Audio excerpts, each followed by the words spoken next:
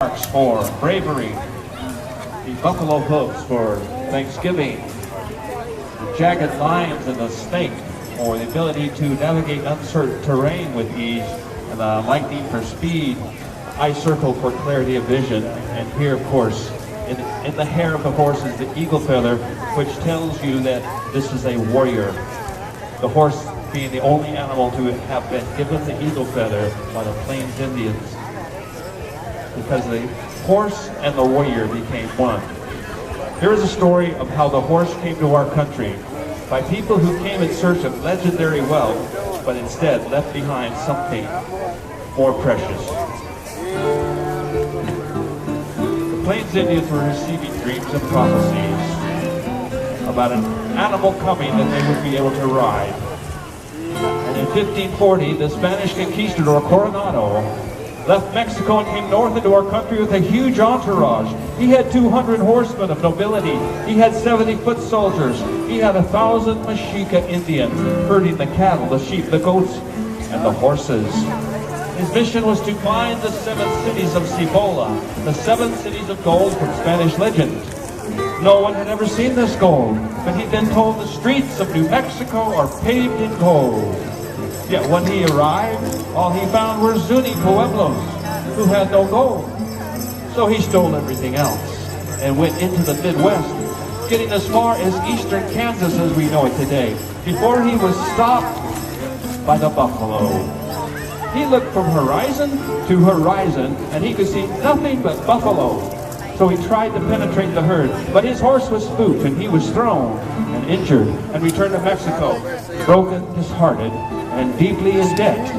He left his horses behind, and now the Plains Indians had the horse. They could hunt farther, kill more buffalo, build more lodges, and they grew stronger as nations.